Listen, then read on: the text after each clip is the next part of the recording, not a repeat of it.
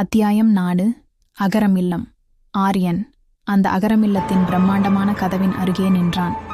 பல வருடங்களாக பூட்டப்பட்டிருந்த அந்த கதவை தொட்டபோதே ஒரு விதமான சிலிர்ப்பு அவன் உடலெங்கும் பரவியது.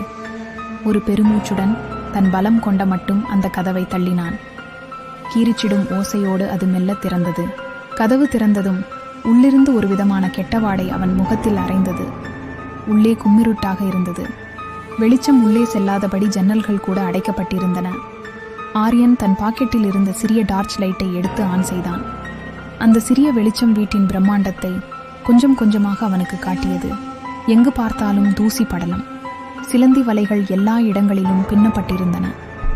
பழைய மர சாமான்கள், நாற்காலிகள், மேசைகள் என அனைத்தும் தாறுமாறாக கலைந்து கிடந்தன. சுவர்களில் மாட்டப்பட்டிருந்த புகைப்படங்கள் கூட தூசியால் மறைக்கப்பட்டிருந்தன. காற்றில் மிதந்த தூசிகள் டார்ச் லைட்டின் வெளிச்சத்தில் வைர துகள்களைப் போல மின்னின.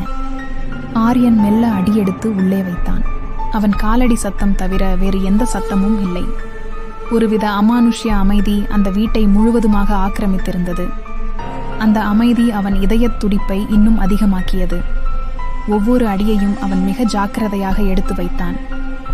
தரை முழுவதும் உடைந்த கண்ணாடி துண்டுகளும் காய்ந்த இலைகளும் சிதறி கிடந்தன. ஹாலின் நடுவே ஒரு பெரிய சோஃபா கிழிந்த நிலையில் கிடந்தது. அதன் அருகே ஒரு சிறிய மர மேசை கவிழ்ந்து கிடந்தது. ஆரியன் அந்த மேசையை நெருங்கினான். அதன் மீது ஏதோ ஒரு புத்தகம் இருப்பது போல தெரிந்தது. அவன் அதை எடுக்க குனிந்த போது வீட்டின் மற்றொரு அறையிலிருந்து மெலிதாக ஒரு சத்தம் கேட்டது. கிளிக் என்ற ஒரு சிறிய சத்தம்.